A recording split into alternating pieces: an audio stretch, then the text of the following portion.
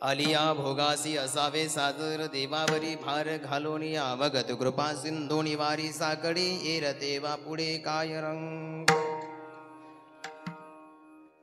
महायोग पीठे तटे भीमरद्यं वरं पुंडरीकाय दातुं मणेन्द्रे समागत्य तिष्ठन्तमानन्दकन्दं परब्रह्मलिंगं भजे पांडुरंगं पांडुरंग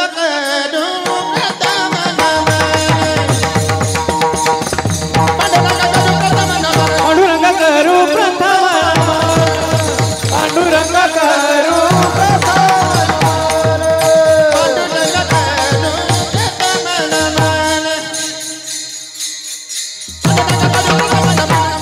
पांडुरंग करू प्रथम पांडुरंग करू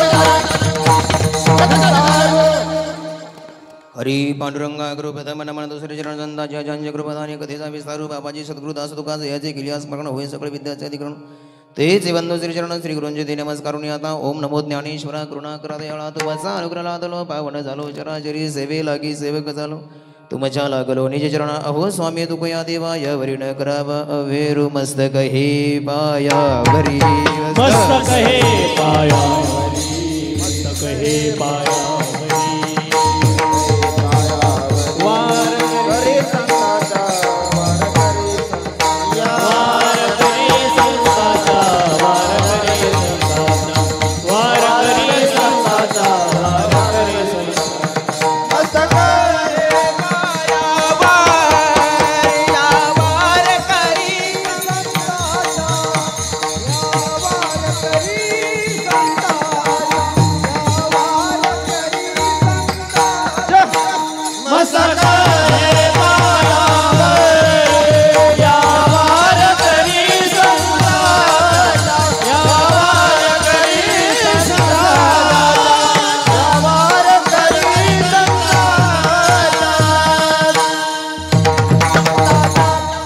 मस्तक हे पायावरी या वारेकरी संतांच्या आलिया भोगासी असावे सादर देवावरी भार घालोनिया प्रस्तुत स्वराचा थोडा आवाज द्या याचा बेस बंद केला का ट्रबल थोडा वाढवा मग गेन नाही ट्रबल इथून कळते कोणचं बटन वाढलंय कोणचं कमी केलंय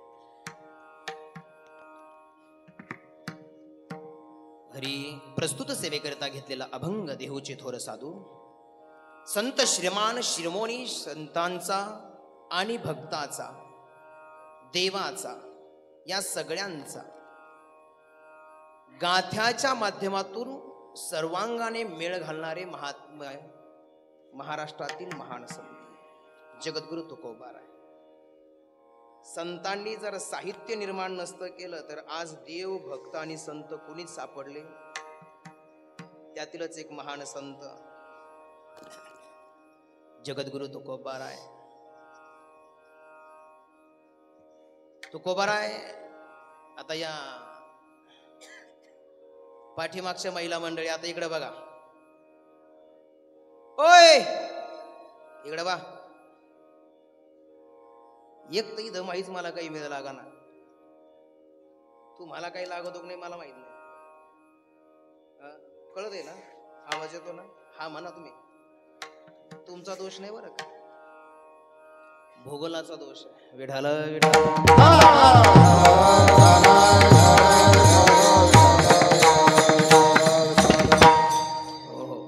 ऐका थोडस तुम्हाला सगळ्यांना एका चित्ताने ऐकावं लागेल एवढीच अपेक्षा करतो बस बाकी काय नाही जास्त वेळ सेवा करणार नाही महाराष्ट्रातील नामवंत गायनाचार्य आदरणीय संगीत क्षेत्रामध्ये महाराष्ट्रभर ज्यांचं नाव आहे गाणारी मंडळी खूप आहेत, परंतु संप्रदायाच्या चौकटीमध्ये संप्रदायाचे सगळे नियम पाळून संप्रदायातील ज्येष्ठ श्रेष्ठ विचारवंत ज्ञानवंत गुणवंत संत मंडळींनी ज्यांच्या पाठीवरती थाप टाकावी असं स्वच्छ सुंदर गायन करणार आहे असे गायक असावे. फक्त कलाकार नकोत, वारकरी असावेत.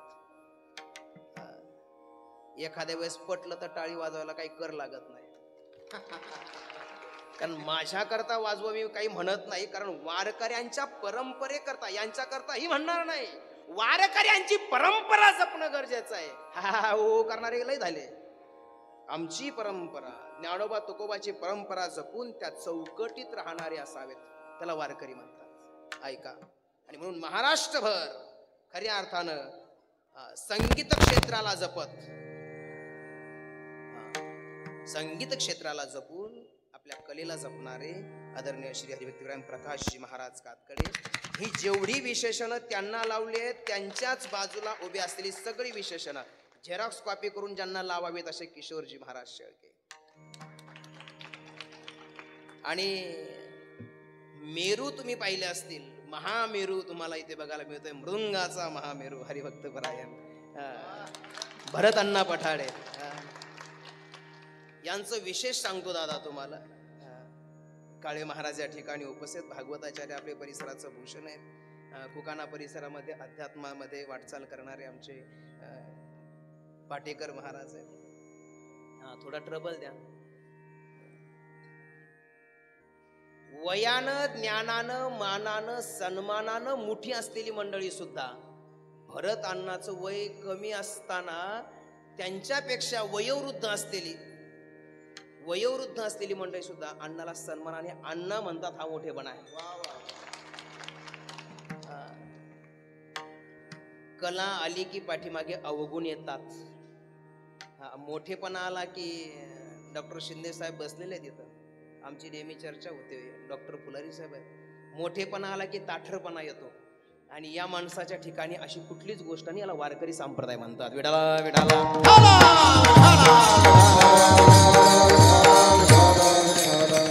आता मला सगळ्यांची नावं घ्यायची आहेत.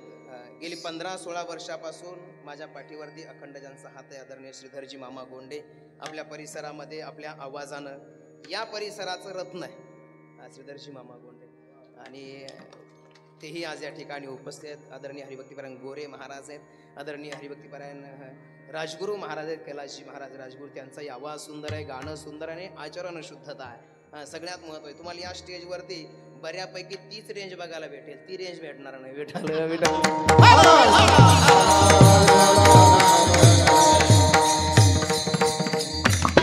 आपल्यासारखी मार्गदर्शक मंडळी आहेत, सगळीच मंडळींचं. आता या ठिकाणी आपल्या तालुक्याचे माजी आमदार आदरणीय बाळासाहेबजी मुरकुटे पाटील या ठिकाणी उपस्थित. भाजपाचे सगळे नेते आहेत, राष्ट्रवादीचे सगळे नेते आहेत, तालुका अध्यक्ष आहेत, जिल्ह्याच्या कार्यकारिणीतील मंडळी आहेत, त्याचप्रमाणे शिवसेनेचे सगळे कार्यकर्ते आहेत, काँग्रेसचे सगळे कार्यकर्ते आहेत, अजून काय राहिलं, मनसेचे कार्यकर्ते आहेत, ज्ञानेश्वर उद्योग समूहातील अधिकारी पदाधिकारी मान्यवर मंडळी आहेत, मुळा उद्योग समूहातील अधिकारी पदाधिकारी मान्यवर मंडळी आहेत. तुमचं नाव आलं बरं काय, ज्ञानेश्वर उद्योग समूह. इकडे पाठीमागे बसलेले कुकाना व्यापार पेठेतील बाजारपेठेतील सर्व व्यापारी मंडळी आहेत. मामांवरती प्रेम करणारी, नितांत मामांच्या सोबत राहणारी आणि मामाच्या हातचं रुचकर जेवण करणारी अगदी सगळीच मंडळी उपस्थित आहेत. विठाला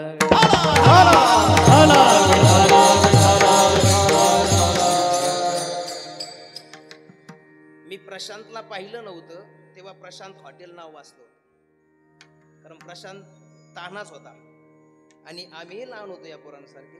मामांनी त्या काळात ते हॉटेल सुरू केलं कुकाण्याच्या स्टँडवर. कुकाण्याच्या लोकांना सांगण्याची गरज नाही, बाहेरून आलेल्या लोकांच्यासाठी सांगतो की या भागामध्ये आलं आणि घरच्यासारखं जेवण करायचं असं जर म्हटलं तर चांगली चांगली महाराज मंडळी सुद्धा शुद्ध शाकाहारी, घरच्यासारखं अतिशय सुंदर आणि मायेनं जीव घालणार, व्यवसाय म्हणून नाही, हो व्यवसाय म्हणून नाही, आग्रहाने अर्धी पोळी घ्या, बसा, गरम गरम पोळी होते, 10 मिनिटं थांबा. आणि आलेल्या सगळ्यांना मामा वाढायला होते आणि पाठीमागं हाताला चटके देऊन प्रत्येक प्रत्येकाचं पोटाचा समाधानाचा ढेकर देण्यासाठी आमच्या मामी होत्या. या जोडीनं या भागावर या परिसरावरती नितांत प्रेम केलं. आज त्यातील एक दुवा, त्या गाड्याचं एक चाक, आपल्या सर्वांचा प्रेमाचा पाझर असलेलं, सगळ्यांना हसतमुखानं स्वागत करणार एवढा सगळा कार्यक्रम आहे. पण या कार्यक्रमामध्ये सगळ्यांचं हसतमुखानं स्वागत करणारं व्यक्तिमत्व नाहीये. अगदी त्याच व्यक्तिमत्वाला मोक्ष मिळवा म्हणून सगळा वारकऱ्यांचा ठास आहे. विठाला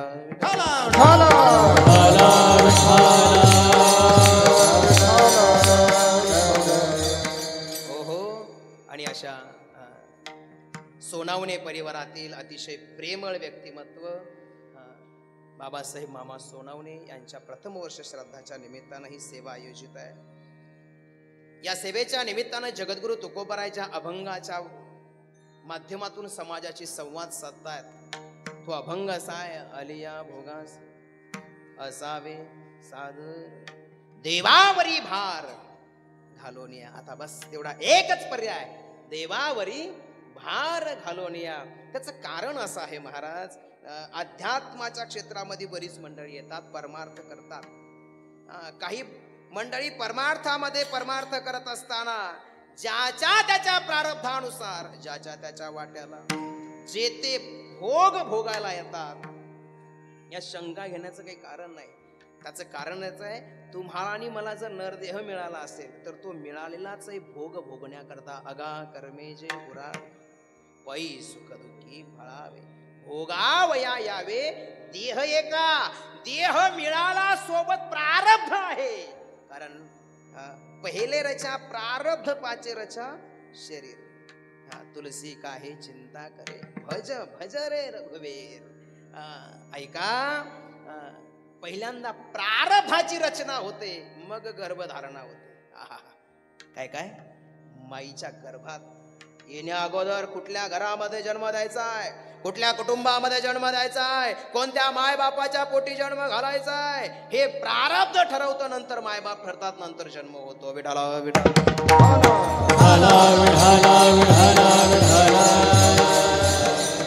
आणि एकदा आणि म्हणून जर जीवनामध्ये सुख आणि दुःख आलं ना तर माणसं म्हणतात कशाला परमार्थ करायचा.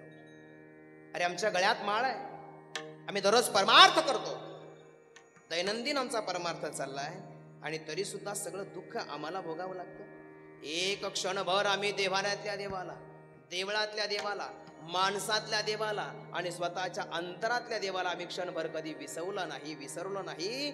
आणि तरी सुद्धा अरे माणुसकी इतकी आम्ही जपली आहे ना, परमार्थ म्हणून आम्ही एवढी माणुसकी जपली आहे, तरी आमच्याच वाट्याला दुःख काय येतात. त्यापेक्षा हा परमार्थ न केलेला बरा, त्यापेक्षा ही माणुसकी न जपलेली बरी. त्यापेक्षा अरे येणारा जाणाराला क्षणाक्षणा घरातून विनमुख कधी कुणाला जाऊ देत नाही हो आम्ही. मग कशा करता परमार्थ करायचा. एवढी सेवा करून आमच्या वाट्याला दुःख येत असेल तर दुःख आमच्या विचार सोडायला तयार नाहीये, मग परमार्थ करायचा कशाला. त्यापेक्षा हा परमार्थ जाऊ द्या तिकडं, ही जनसेवा जाऊ द्या तिकडं, आणि माणुसकीही जाऊ द्या खड्ड्यात, नकोय करायला. त्यापेक्षा परमार्थ सोडून आणि हा जीव इतर मार्गाला भटकायला सुरुवात करतो. अशा जीवाला तुकोबराय हात करतात, बाळा इकडे परमार्थ नको रे सोडून. परमार्थ आणि तुझ्या जीवनात येणारे भोग या दोन वेगवेगळ्या गोष्टी आहेत. कारण तू आज केलेला परमार्थ तुला उद्या मिळणार आहे. आजचा परमार्थ तुझं क्रियामान आहे, ते संचितामध्ये तुझं साठवण होते, लक्षात घ्या. पण तू जे भोगतोय ना हे प्रारब्ध आहे, हे प्रारब्ध तुला चुकवता येणार नाही. भोगतो न घडे संचिता वाचोने, भोगतो न घडे संचिता वाचोने, भोगतो न घडे संचिता वाचोने, भोगतो न घडे संचिता वाचोने. करावे ते मनी समाधान, करावे ते मनी समाधान म्हणून वारे.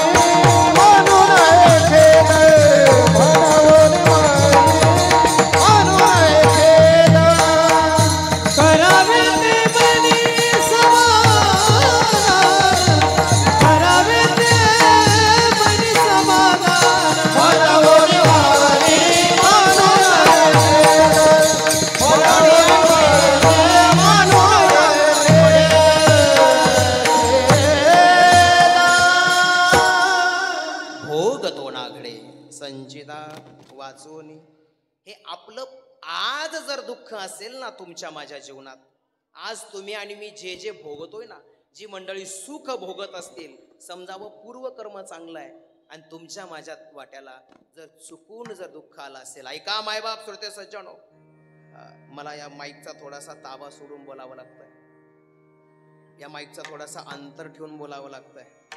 तुम्ही समजदार आहात, थोडं समजून घ्या, लक्ष माझ्याकडे द्या. बस ऐका, जर तुमच्या माझ्या वाट्याला दुःख असेल ना ताई, ते दुःख तुम्ही आज जे चांगलं वागताय म्हणून तुम्हाला दुःख नाही बरं. ऐका, तुमचं कालचं काहीतरी शिल्लक राहिलंय म्हणून दुःख आहे. आजचा चांगुलपणा सोडण्या त्याची भोगाले केले कर्म झाले, त्याची भोगाले केले कर्म झाले, त्याची भोगाले केले कर्म झाले, त्याची भोगाले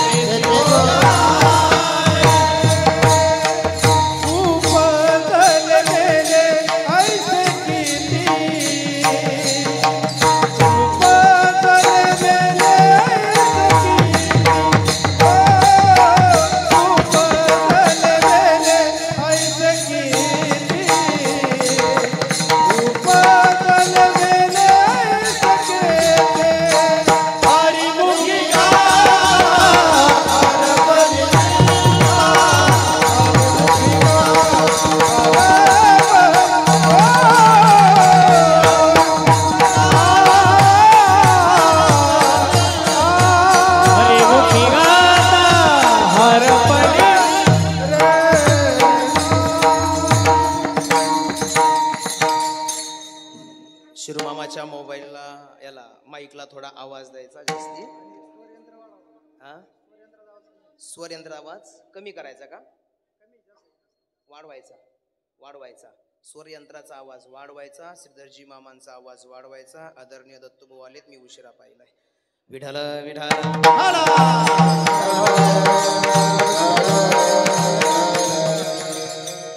आता गरड साहेब, आता सगळ्याच कानाडे साहेब, सगळ्या कोकाण्याचे नावं मला दरोडे साहेब तोंड पाठ आहेत, वय खराडे साहेब, पण आता सगळ्यांची नावं घ्यायला गेलो होतो वय नेते, आता तेवढे शक्य असणार नाही, त्यामुळे मी नावं जास्त घेणार नाही. तात्या अगदी कोपऱ्यापर्यंत सर्वांपर्यंत माझा आवाज जातोय. तसं प्रशांत भाऊ आणि सुशांत भाऊ या दोघांनी आणि त्यांच्या सोबतीला गणेशराव, रमेशराव आणि त्यांचे प्रशांत भाऊचे चुलते सका भाऊ आणि त्यांच्या आणखी एका चुलत्याचा मुलगा सोमा, या सगळ्या सोनवणे परिवारानं या जवळपास सगळ्या पंचकृषीला पिंजून काढलंय. इतके सगळ्यांच्या घरापर्यंत, माणसाच्या मनामनापर्यंत हा सोनवणे परिवार पोहोचलेला आहे. त्यामुळे प्रत्येक माणूस त्या ठिकाणी उपस्थित आहे. राजूभाऊ बरोबर ना? विठाल विठाल.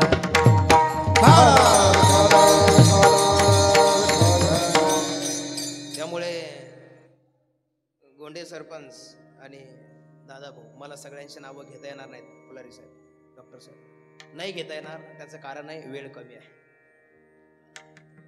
तुमच्या माझ्या जीवनामध्ये बरं का दादा, तुमच्या माझ्या जीवनामध्ये जर आज दुःख आलं असेल तर याचं नाव प्रारब्ध आहे आणि ते कोणालाही चुकवता येत नाही.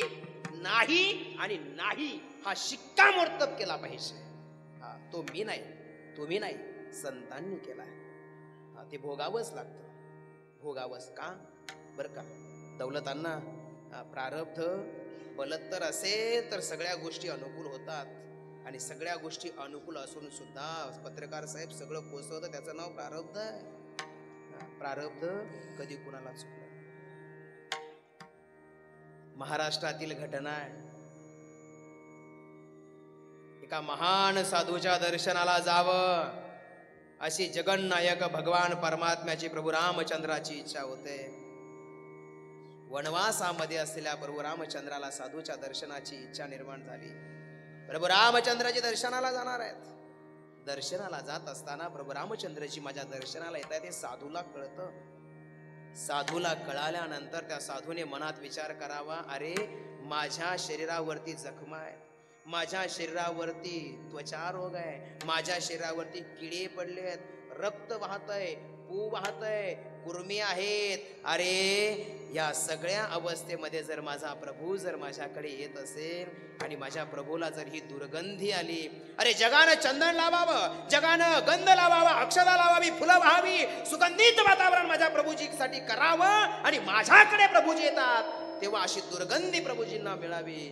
माझ्यासारखा दुर्भागी दुसरा कोण आहे? दुसरा कोण आहे? पण साधू तो साधू आहे. साधूने स्वतःच्या तपश्चर्येच्या जोरावर, साधूने स्वतःच्या योग शक्तीच्या जोरावर त्या ठिकाणी मायावी त्या ठिकाणी काय केलं? चमडी तयार केली. स्वतःची वरची चमडी काढून टाकली. ऐका, स्वतःची वरची चमडी काढून टाकली आणि वरती कृत्रिम चमडी निर्माण केली. साधूची तपश्चर्या.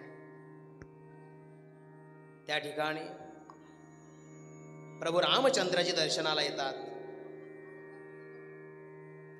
प्रभूजी दर्शनाला आल्यानंतर साधूच्या दर्शनासाठी कुटियामध्ये जातात आणि लखन भैया त्या ठिकाणी कुटियामध्ये न बसता लखन भैया बाहेर फेरफटका मारण्यासाठी जातात. शेजारी एक खड्डा खांदलेला होता, वरती काळा कचरा टाकलेला होता. त्या काळा कचऱ्याच्या खाली त्वचा साधूची झाकून ठेवलेली होती. साधूने स्वतःच्या हाताने त्वचा काढली, मायावी त्वचा स्वतःच्या शरीरावरती ठेवली. ऐका मायबाप, सामान्य गोष्ट नाही. ती त्वचा थर थर थर थर थर थर चेतन त्वचा होती, चेतन त्वचा. आणि लखन भैया फेरफटका मारताना इतक्या त्या ठिकाणी दुर्गंधीही आली आणि थर थर थर थर थर थर असं व्हायब्रेशन दिसू लागलं. त्यावेळेला लखन भैया विचारतात त्या साधकाला शेजारच्या, काय आहे इथे? गुरुजीची आज्ञा आहे, सांगू नका. गुरुजीची आज्ञा आहे, सांगता येणार नाही. सांगता येणार नाही म्हटल्याबरोबर लखन भैयाला संशय आला आणि जास्त आग्रह धरला, खरं सांगा यात काय आहे? सांगितल्याशिवाय गत्यंतर नाही, इथून मी जागा सोडणार नाही आणि प्रभूजीलाही जाऊ देणार नाही. त्यांनी सांगितलं, आमच्या गुरुजींच्या शरीरावरती जखमा आहेत, रक्त वाहतोय, पू वाहतोय, त्या ठिकाणी कुर्मी पडलेल्या आहेत, कीटक पडलेले आहेत आणि प्रभूजी दर्शनाला येत आहेत. म्हणून आमच्या गुरुजींनी स्वतःची त्वचा काढली आहे, इथे ठेवली आहे. अंगावरती योगाच्या माध्यमातून, तपश्चर्येच्या माध्यमातून त्यांच्या मायावी त्वचा आहे. तोपर्यंत प्रभूजी दर्शन घेऊन बाहेर पडतायत कुटियाच्या. लखन भैया त्या ठिकाणी जात आहेत आणि लखन भैया प्रभूंच्या समोर हात जोडून उभे राहत आहेत. प्रभू, ज्या महात्म्याच्या दर्शनाला तुम्ही आलात ना प्रभू, त्या महात्म्याच्या शरीरावरती जी त्वचा पाहिली ना, ती त्वचा ही त्वचा त्यांची खरी त्वचा नाही बरं का. त्यांची त्वचा खरी त्वचा नाही. अहो, त्यांच्या शरीरावरती कुर्मी आहेत, कीटक आहेत, रक्त वाहतय, पू वाहतोय. इतकी वाईट अवस्था या साधूची आहे. आपण त्यांची त्वचा नाही बदलू शकत, त्यांचा रोग नाही का नाहीसा करू शकत. प्रभूजी म्हणतात, लखन भैया साधूने बोलावे, मी सोन्याची त्वचा देतो, सोन्याची त्वचा देतो, सोन्याची त्वचा. प्रभूजी जातात. साधूचं नाव आहे शरभंग ऋषी. आणि शरभंग ऋषींच्या समोर हात जोडले, गुरुजी तुमची त्वचा सोन्याची करतो, फक्त सांगा, फक्त सांगा. प्रभू, तर माझ्या पूर्वजन्माचं जे फळ आहे ना, ते भोगण्याकरता जन्म आहे ना. अरे पूर्वजन्मीचं माझं काहीतरी कर्म असेल, त्याची फळं भोगायची आहेत मला. प्रभू, या जन्मात जर नाही भोगली आणि तुमच्याकडून जर तुमच्या कृपेनं मी सोन्याची त्वचा घेतली, तर पुन्हा जन्म घ्यावा लागेल आणि राहिलेलं फळ भोगावं लागेल, पुन्हा जन्म घ्यावा लागेल. कशा करता गर्भवास सोसायचा? कशा करता पुन्हा पुन्हा तेच दुःख भोगायचं? कशा करता माझं अकाउंट तसंच कर्जाचं ठेवू? आज कर्ज फिटून मोकळं होतंय ना, तेव्हा देवा फेडू दे देवा. देव भेटायला आला तरी सुद्धा प्रारब्ध चुकवता येत नसेल तर तुकोबराय सांगतात ही अवस्था जर प्रारब्धाची असेल तर त्याला स्वीकारायला हरकत काय.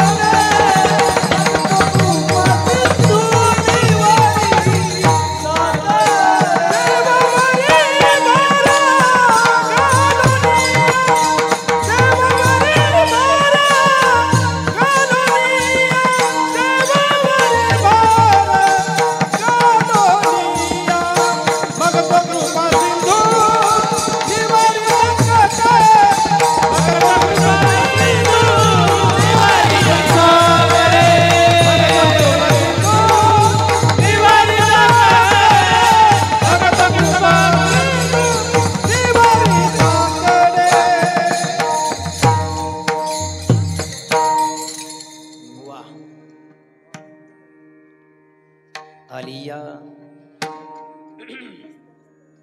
शिट्टीराव भोगासी थोडा कमी ठेवला तरी चालतो म्हणजे काय होतं शिट्टी मारत नाही माझा. असावे सादर देवावरी भार घालवण्या.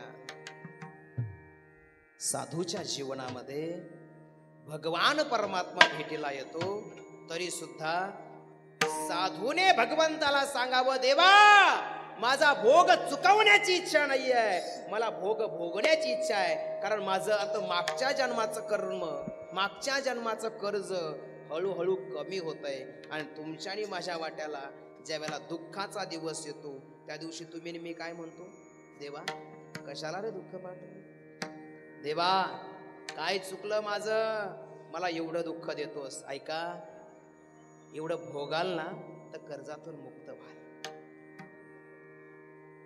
दुःख यावं कुणाला वाटतं, दुःख यावं कुणाला वाटत नाही, प्रत्येकाला वाटतं. आता एखाद्याच्या लग्नाचा मंडप सजला असं वाटत हा मंडप जाऊच नाही, आपण अशीच नवरदेव राहावा.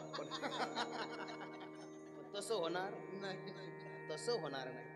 मंडप मोडणार आहे, डीजे प्रशांतचा घरी जाणार आहे, जेवणारे जाणारे, नवरी घरी येणारे आणि तुम्हाला त्रास.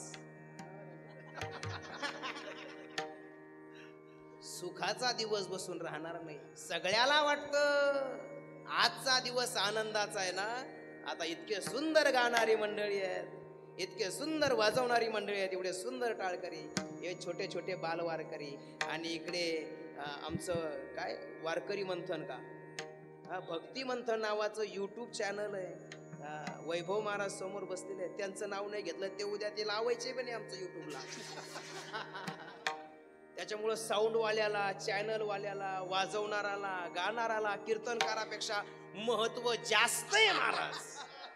होय म्हणजे असंच आहे का काय,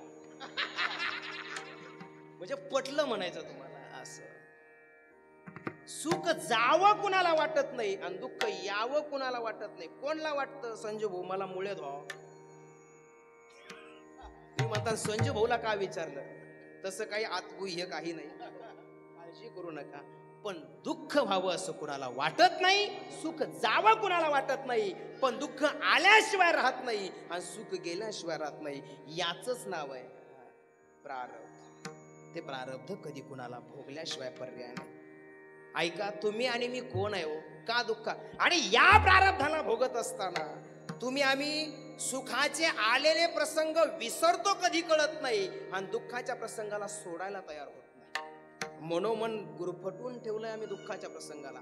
त्या गोष्टीला स्वीकारावं, सोडावं आणि देवावर भार घालून निश्चिंत राहावं महाराज सांगतात. आणि म्हणून देवावरी भार घालून या प्रारब्धाच्या वेदना कमी होतात, त्या देवावर भार घातल्यानं कमी होतात. नाहीतर तुम्ही म्हणाल मी सरपंच आहे, मी उपसरपंच आहे, मी आमदार आहे, मी माजी आमदार आहे, चालत नाही.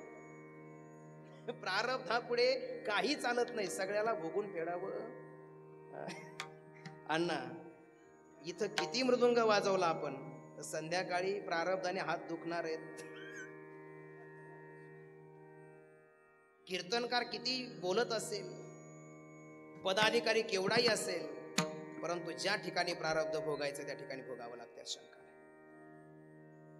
आणि म्हणून त्याच्या यातना अंतकरणाला होऊ न देता ते स्वीकारावं.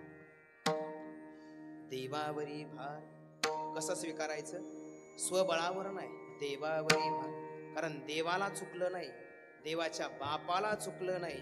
चौघे पुत्र दशरथा अंतकाळी एकही नवता. भगवान गोपाल कृष्णाचा विचार केला तर एवढे कृष्णाचे वैभव बंदिशाले वासुदेव. देवाला सुद्धा वनवास भोगावा लागतो महाराज. उद्या राजगादी मिळवायची आहे. उद्या सकाळी प्रभू रामचंद्रजींचा राज्याभिषेक होणार आहे. आदल्या दिवशी संध्याकाळी निर्णय होतो. उद्या सकाळी प्रभूजींचा राज्याभिषेक नाही तर उद्या प्रभूजींना वडवास आहे. अरे प्रारब्ध असं काम करतं मायबाप, सोडत नाही कुणाला. अरे माझ्या प्रभूजींचा विचार केला, सीता मैयांचा विचार केला, अरे त्रेतायुगात त्यांना वनवास भोगावा लागला. पण एक सांगू, हात जोडून माफी मागून सांगतो, मला वाटतं माझी तिथपर्यंत लायकी आहे की नाही मला माहिती नाही, पण कलियुगात सुद्धा माझ्या प्रभूजींना आतापर्यंत वनवास भोगावा लागला. आतापर्यंत वनवास भोगावा लागला. पण आता मात्र माझ्या प्रभूजीचा वनवास संपलेला आहे. आणि आता बनाएंगे नाही मंदिर, बन रहा है मंदिर. विठाला विठाला विठाला विठाला.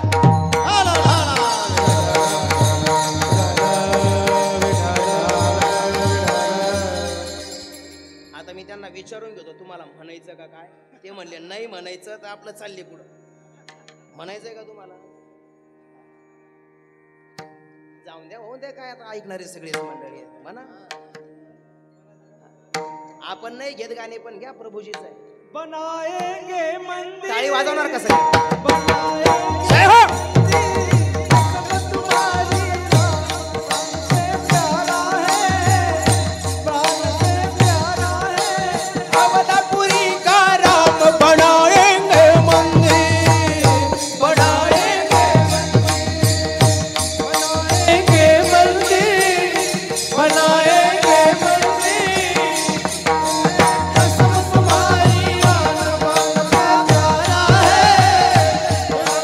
प्यारा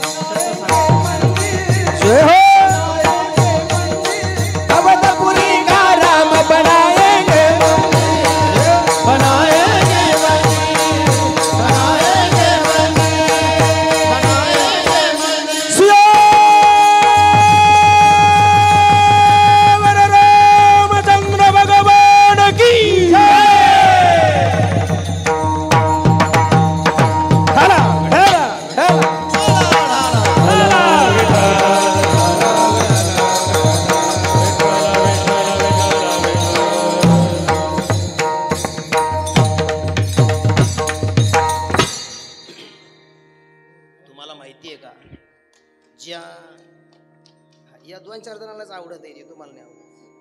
तुम्ही आधी वाजवल्या नाहीत आणि आता वाजवणार नाहीत. संध्याकाळी लय वाजवते तिकडं. गुरुवार आहे नाच. मग हो द्या. पण तुम्हाला एक सांगू, गेल्या शेकडो पिढ्या हे व्यासपीठ जगाला तारणार आहे आणि तुमच्या वेदना दूर करणारे. लक्षात या व्यासपीठानं प्रपंच उभे केलेले आहेत. या व्यासपीठाने कुणाचे प्रपंच बसवलेले नाहीत. लक्षात. आणि म्हणून आजही, उद्याही आणि कालही चंद्र सूर्य आहे तोपर्यंत वारकरी संप्रदाय नाही. लक्षात ठेवा. वाक्य पुरं होऊ द्या. नको तिथं लय वाजायचं. जा वाजा म्हणले तर वाजायचं. आता वाजवायच्यात तुम्हाला. थांबा सांगतो. चंद्र सूर्य आहे तोपर्यंत वारकरी संप्रदाय नाही. पण जोपर्यंत अध्यात्म आणि वारकरी संप्रदाय जिवंत आहे तोपर्यंत चंद्र सूर्य आहे. ज्या दिवशी तुमच्या अंतकरणातली नीती संपेल, जगातला परमार्थ संपेल आणि वारकरी संप्रदाय संपेल, त्या दिवशी जग संपुष्टाला जाईल. लक्षात. आणि म्हणून परमार्थ गरजेचा आहे. परमार्थ माणसाला माणूस बनवतो आणि बनलेल्या माणसाला परमार्थ हा देवही बनवतो.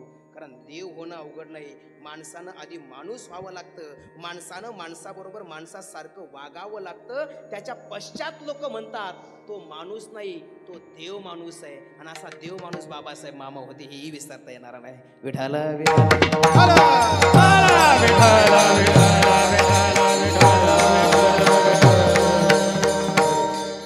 ऐका, प्रारब्ध हे भोगूनच फेडावं लागतं. परंतु तुम्ही म्हणाल महाराज मग तुमचा परमार्थ काय कामाचा? बरोबर ना काळे महाराज, परमार्थ काय कामाचा? जर असंही आम्हाला परमार्थ आमचं प्रारब्ध भोगावं लागणारच असेल आणि तसंही भोगावं लागणारच असेल तर लक्षात घ्या, जर तुमच्या प्रारब्धात असेल उन्हात जावंच लागेल. चैत्राचं ऊन आहे, तळपतं ऊन आहे, दुपारची वेळ आहे आणि या उन्हामध्ये मला जावंच लागेल. हे जर माझ्या प्रारब्धात असेल तर मला उन्हात जावंच लागेल. यात शंका घेण्याचं कारण कोणीही टाळू शकत नाही. मला उन्हात जाण्या वाचून मग आमचा परमार्थ काय काम करतो? लक्षात घ्या, अध्यात्म तुम्हाला छत्रीचं काम करतं.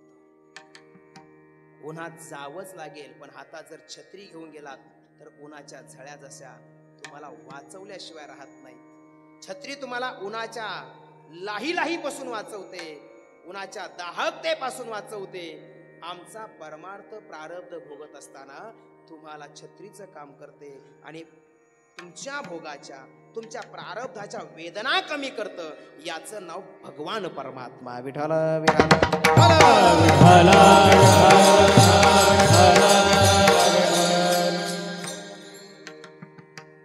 द्रौपदी मिश्किलपणे जेव्हा हसते, द्रौपदी मिश्किलपणे हसते, त्याचा भोग तिच्या वाट्याला येतो. कौरवानं पांचाळीला भरसभेत ओढत आणलं. कौरवानं पांचाळीला भर सभेमध्ये ओढत आणलं. द्रौपदीचं वस्त्रहरण होत असताना समोर द्रोणाचार्य, कृपाचार्य, द्रौपदीचे 5ही पती, अरे भीमासारखा बलाढ्य असलेला पती समोर बसलेला आहे. द्रौपदीने हात जोडावेत आणि विचारावं, आचार्य, माझे पती पारतंत्र्यात गेल्यानंतर मला डावावर लावण्याचा यांना अधिकार आहे का? गोष्ट द्रौपदीची खरी होती, पण आचार्य खाली मान घालतात. भीष्माचार्य खाली मान घालतात, कारण अन्न कौरवाचं खाल्लंय आणि म्हणून कधी वाईटाचं खाऊ नये. लोक म्हणते श्राद्धाचं खाऊ नये, डोकं फिरलं. मी म्हणतो घरभरणीचं खाऊ नये. लोक मोठ्यापणानं घरभरणीला जेवायला जातात. तुम्हाला माहिती का घरभरणीला काय करतात? ग्रहांची शांती करतात. अतृप्त ग्रहांना शांत करण्यासाठी अन्नदान करतात. हे सगळे ग्रह तुम्ही खाल्ल्यावर शांत होतात. त्याचं पाप निघून जात आणि कोणावर जात. आणि लोक म्हणते चला घर भरणीला जेवायला आणि श्राद्धाला मी नाही खात. तुम्हाला एक सांगू, मामांनी जीवनभर लोकांना जीव घातलाय. आज कुणी जेवल्याशिवाय जायचं नाही. त्याचं कारण सांगतो. मामांच्या अंत्यविधीची त्या ठिकाणी सगळ्यांना निरोप आला आणि बातमी पडली व्हॉट्सअपला, मामांनी देह ठेवला. अर्थात हे वय मामांचं जाण्याचं नव्हतं. बरोबर ना दादा? बरं का ताई?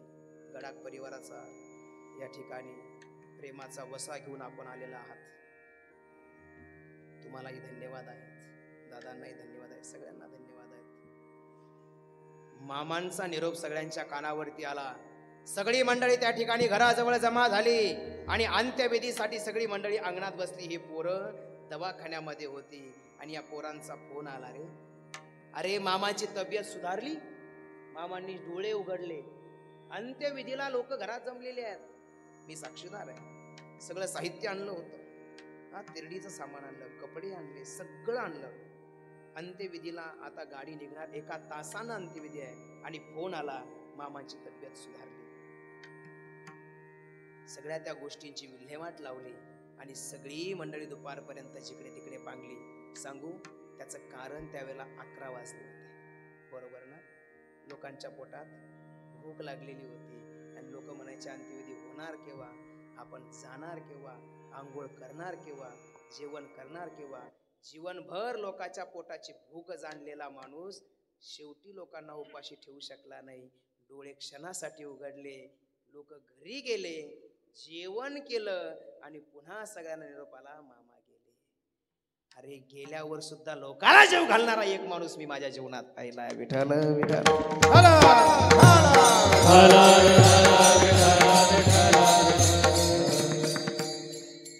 आलय ओघाला म्हणून सांगतो. परवा याच कार्यक्रमाचं नियोजन करण्यासाठी आम्ही बसलो होतो. एक आपल्याच पाहुण्यातील मंडळी त्या ठिकाणी मित्र आला. आता हितचिंतक सगळेच असतात. जो काही बोलतो तो त्याच्या अँगलनी त्याला ते योग्य वाटतं म्हणून बोलतो. आता तुमच्या दृष्टिकोनातून जे वाक्य अण्णा बरोबर आहे ते तुम्ही बोलल्याशिवाय राहणार नाहीत. माझ्या अँगलने प्रशांत, सुशांत, मी, आम्ही सगळी मंडळी बसलो. कार्यक्रमाचं नियोजन चालू होतं आणि तेवढ्यात तो पाहुणा आला आणि तो म्हटला, आता पोराओ भारी सगळं नियोजन केलंय, चांगलं सेटल केलंय तुम्ही. तिकडे एक हॉटेल आहे, इकडे सुद्धा तुमचं एक हॉटेल आहे. एक काम करा, आता एक लायसन घेऊन टाका. काय? एक लायसन. आता लायसन काय याचं घ्या, हे मी काही कीर्तना सांगायची गरज, तो सांगायचा विषय. पण ऐका, पैशासाठी काहीही करणारी मंडळी जगात आहेत. प्रशांतचं वाक्य आहे, ज्या गोष्टीनं लोकांचे प्रपंच उद्ध्वस्त होतात ती गोष्ट कोट रुपये देत असली तरी मला नको, मला नाही घ्यायचं. माझ्या बापानं जीवनभर लोकांना जीव घातलंय, आम्ही लोकांना जीवनभर जीव घालणार. असल्या वाईट गोष्टी आम्ही काहीही झालं तर ही गोष्ट आम्ही करणार नाही. हा आमच्या आईचा आम्हाला संस्कार आहे. विठाला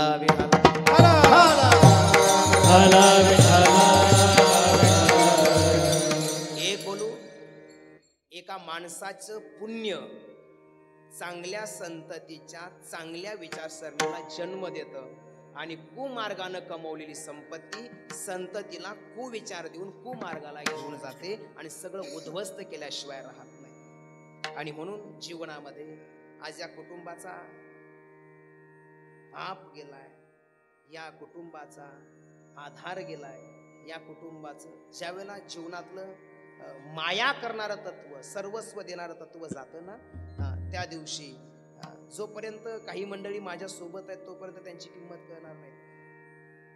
आता जोपर्यंत हा सगळा मंडप भरलेला आहे तोपर्यंत काही वाटणार नाही. माणसं पांगली की आमका भेटायचं राहिला, खंत मनात येते. ही सगळी मोठी मोठी माणसं इथं आहेत तोपर्यंत आपल्याला वाटतात ही तर माणसासारखी माणसं आहेत, आपल्यासारखीच माणसं आहेत. पण ज्या वेळेला आपण यांना युट्यूबला, टीव्हीला, चॅनलला इकडे तिकडे बघतो, काय मोठी माणसं. माणसं ज्या वेळेला सोबत असतात ना, काळे महाराज बरं का, श्रीधरजी मामा, आपल्याला नेहमी चालू, माणसं सोबत असतात तोपर्यंत कदाचित किंमत कळत नाही बरं का मालक. पण ज्या वेळेला माणसं सोडून जातात कुटुंबाचा आधारवड ज्या दिवशी आपल्याला सोडून जातो ना, त्या दिवशी आपल्याला आपल्या कुटुंबाच्या आधारवडाची. कारण सांगू, मी फार आईवर फार बापावर जास्त बोलणार नाही आणि मी फार बोलतही नाही. विशेष करून बोलणारी मंडळी आहेत. माय बापाला सांभाळा हे सांगण्यापेक्षा आमचं अध्यात्म आम्हाला जी नीती शिकवतं ती जर जगाला शिकवली तर कीर्तनातून माय बापाला सांभाळा म्हणून सांगण्याची गरज नाही.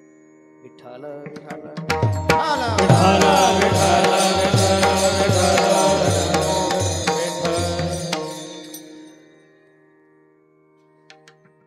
लेकरांच्या करता हाडाचं काढं रक्ताचं पाणी करणारा बाप तो म्हातारा जरी असला आणि अंगणात बसलेला असला तरी घरातला कर्ता पुरुष बिनधास्तपणे जगभर फिरत असतो. बरोबर ना? पण ज्या दिवशी तो आधारवड जातो ना, त्या दिवशी संध्याकाळी 6 वाजल्याच्या पुढे घर सोडण्याची हिंमत घरातल्या कर्त्या पुरुषाची होत नाही. बापाची एवढीच किंमत आहे असं मी म्हणत नाही. या बापानं तुम्हाला मला लहानाचं मोठं करत असताना, तुमचं माझं हित जोपासत असताना, या ठिकाणी जगाच्या समोर स्वतःला ज्यांना समजत नाही, काही लोकांची लायकी सुद्धा नसते, पण तरी सुद्धा बाप आपल्या लेकरासाठी त्यांच्या समोर आपले हात जोडून उभा असतो. आपुले कुरवडे वाळवोनी, आपुले कुरवडे वाळवोनी. बेस कमी करा.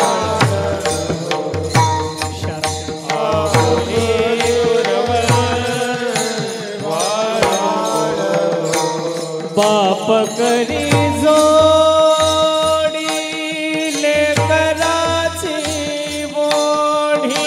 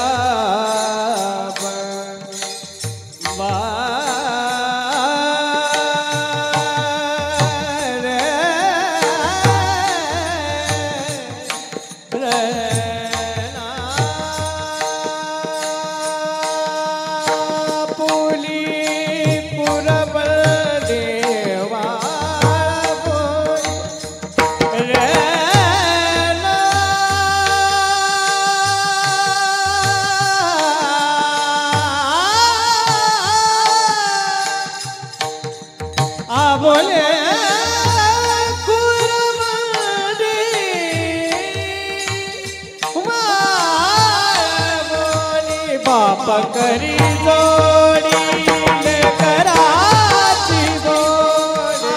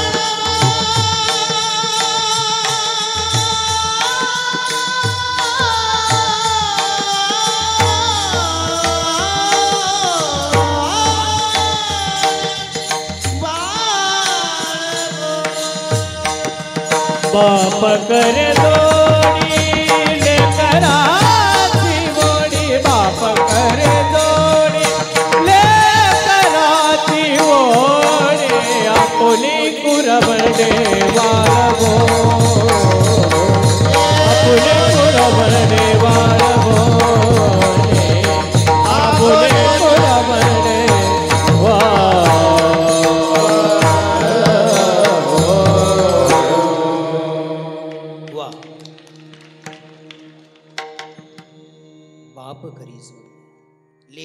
लेकराचे ओढे, लेकराच्या ओढीनं, लेकराच्या कल्याणाकरता जो बाप जगाच्या समोर हात जोडून उभा असतो, लेकराचं कल्याण व्हावं म्हणून स्वतःची कुरवंडी वाळवली, स्वतःच्या देहाचा, स्वतःच्या जगण्याचा, स्वतःच्या विचाराचा, स्वतःच्या देहाचा आणि जीवनाचा विचार न करणारा बाप ज्या दिवशी जीवनातून जातो, माया करणारं पात्र, मी फक्त बापच म्हणतो असं नाही, माया करणारं कुठलंही पात्र असू द्या बरं का अमोल भाऊ, माया करणारं पात्र ज्या वेळेला दौलतांना वजा होतं.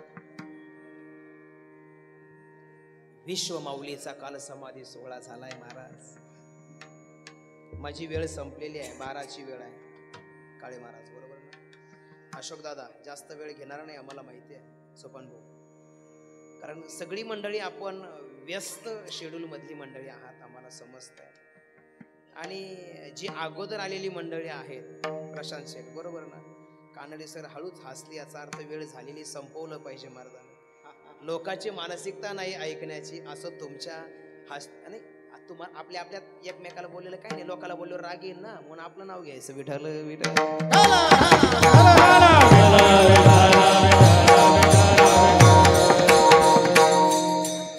ते असं आहे, एक वक्ता दुसऱ्या वक्त्याला बोलला ना कावरे पाटील चालतं, पण तुम्ही न बोलणारी माणसं आम्ही तुम्हाला कधी काही बोलत नाहीत.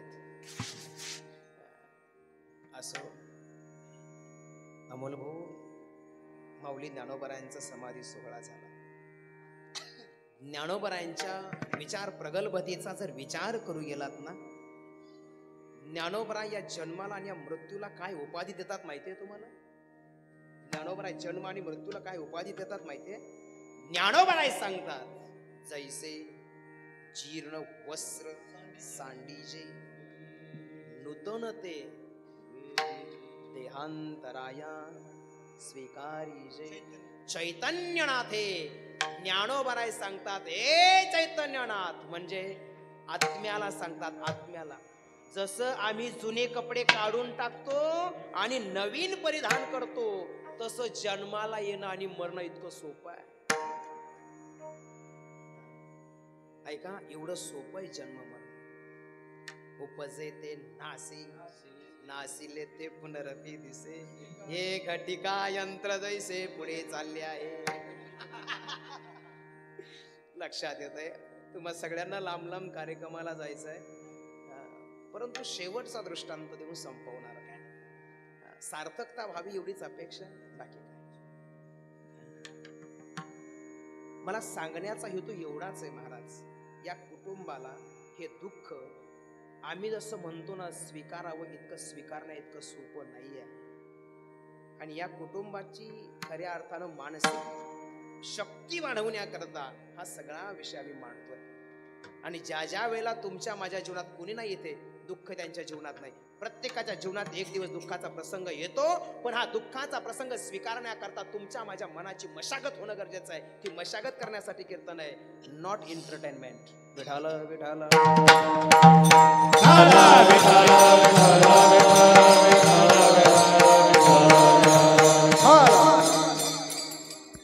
कारण कीर्तन प्रवचन दिल बहलाने की बात नहीं, कीर्तन प्रवचन हसी मजाक नाही. कीर्तन प्रवचन हा परिवर्तनाचा मार्ग आहे, आणि परिवर्तन तुमच्या माझ्या वृत्तीचं व्हावं यासाठी सगळा प्रपंच आहे. ऐका, म्हणून शेवटचे 2च मिनिटं आणि मी ज्ञानोबा या ठिकाणी विठोबा रखमाई घेणार आहे. पण ऐका मायबाप, ज्ञानोबाराय ज्या वेळेला समाधिस्थ होतात, पण ते ज्ञानोबाराय जगाला सांगतात, मरणं इतकं सोपं आहे, जन्माला येणं इतकं सोपं आहे. ऐका दादा, जावंच लागतं, यावंच लागतं. अरे हा तर नियम आहे, उपजे ते नासे, नासिले ते पुनरपी दिसे. हे असं होत राहणार आहे, याचा जास्त खेद मनाला मानू नये.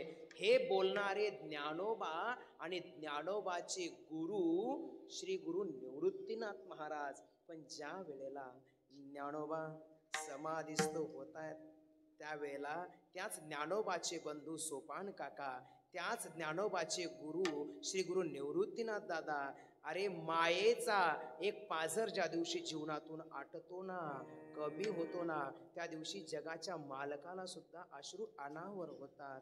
निवृत्ती दादा सुद्धा त्या ठिकाणी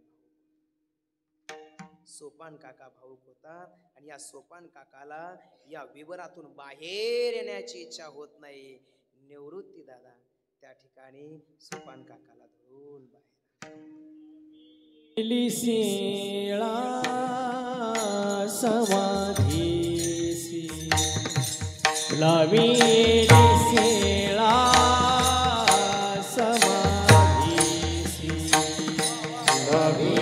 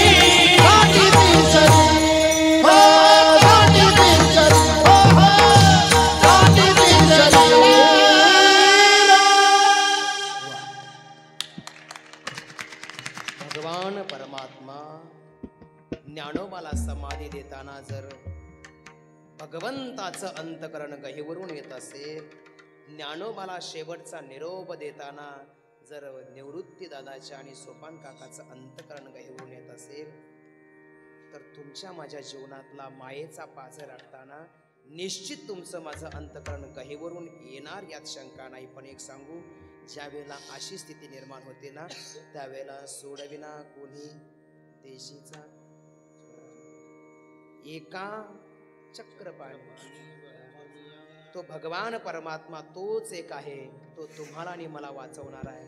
मला वाटतं या कुटुंबाला या दुःखातून बाहेर काढण्याकरता आणि मामांना या ठिकाणी मोक्ष मिळवून देण्याकरता हा हरिनामाचा प्रपंच तुम्ही मी केला असेल, तर इथे बसलेल्या कुठल्याही व्यक्तीला गेल्यानंतर आपल्या मागची मंडळी या सोनावणे परिवाराने एवढा अट्टहास केला हरिभजनाचा, एवढी मोठी मोठी माणसं बोलवली आहेत, पण आपले पूरक करतील याच्या भरवशावर आपण का बसावं. मी म्हणतो, अरे ज्ञानोबाला समाधी द्यायला तो येत असेल, तर आपल्याही शेवटच्या क्षणाला तो परमात्मा यावा अशी अपेक्षा अंतकरणात असेल, तर जिवंतपणे कधीतरी त्याची आठवण तुम्ही मी करावी, जिवंतपणे करावी. ऐका, रोज रोज तुम्ही मी काय करतो माहिती नाही, पण सत्संगाचा मंडप भरलाय मायबाप, वेळ आहे, संधी आहे, का सोडता हो, का दवडता. गडबड नको, गोंधळ नको, आनंद निर्माण व्हावा, उत्साह निर्माण व्हावा आणि अंतकरणात विठोबाची मूर्ती ठसावी असं भजन करावं. म्हणून एकदा वरती हात आणि मुखामध्ये त्या जगन्नायक भगवान परमात्म्याचं आम्ही सुंदर असं भजन. आणि भजन हे बघा, वरती हात करा, मस्तपैकी भजन करा, महिला मंडळी करा, त्याच्या नादात, त्याच्या नामात, त्याच्या जयघोषात आम्हाला दंग होऊन जायचं. संधी आहे सोडू नका, संधी आहे सोडू नका. सुंदर असं विठोबा रखुमाईचं भजन आम्ही. हरी जय जय हरी जय जय हरी जय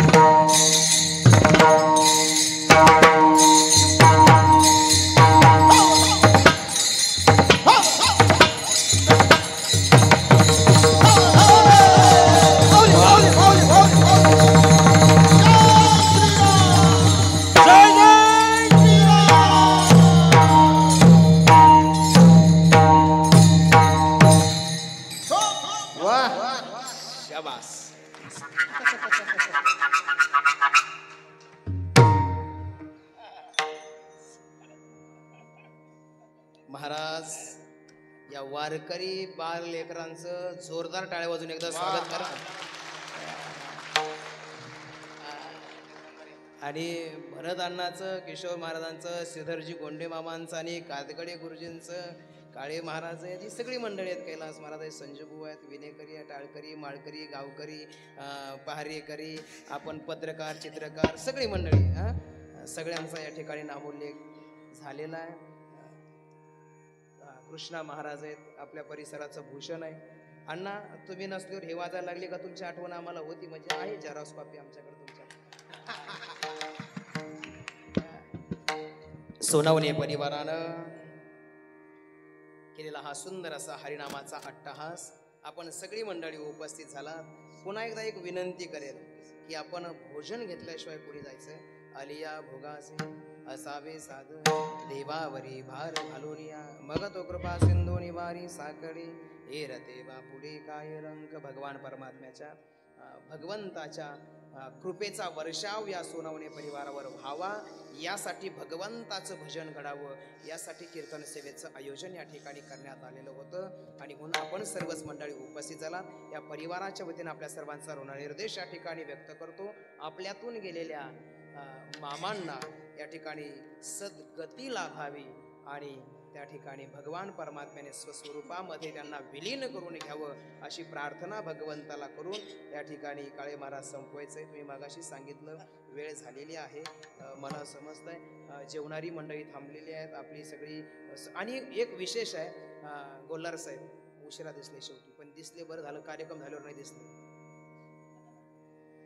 गोलब भाऊ, एवढी सगळी मंडळी थांबलेली आहेत ना, एक चित्तानं थांबलेली आहेत. सर्वांनी भोजन करून जायचं आहे. माझ्या बोलण्यामध्ये एखादा शब्द वेडा वाकडा गेला असेल, कोणाला रुचला पचला ठसला आवडला नसेल, नियमाच्या बाह्य असेल, तर तो माझा दोष समजावा.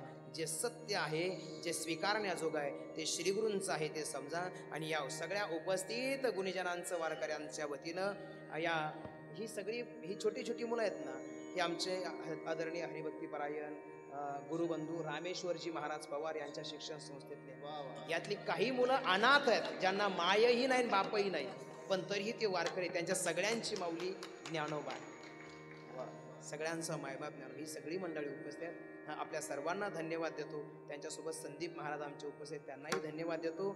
सकाळी या सगळ्या बालवारकऱ्यांसाठी आमचे अवधूत शेठ लोहकरे, त्यांनी अल्पोपहाराचं नियोजन केलं, त्यांनाही धन्यवाद देतो. यानंतर आपल्या सर्वांची व्यवस्था केली, त्यांनाही धन्यवाद देतो. आपल्या सगळ्यांसाठी भोजनाची व्यवस्था आहे. सोनावणे परिवाराला पुन्हा एकदा धन्यवाद देतो. ज्ञानेश्वर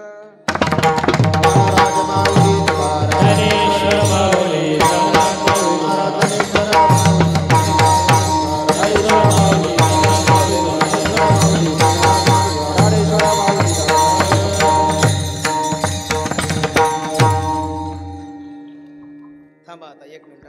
हा, लोक उठले म्हणजे नाही घ्यायचे. विठ्ठल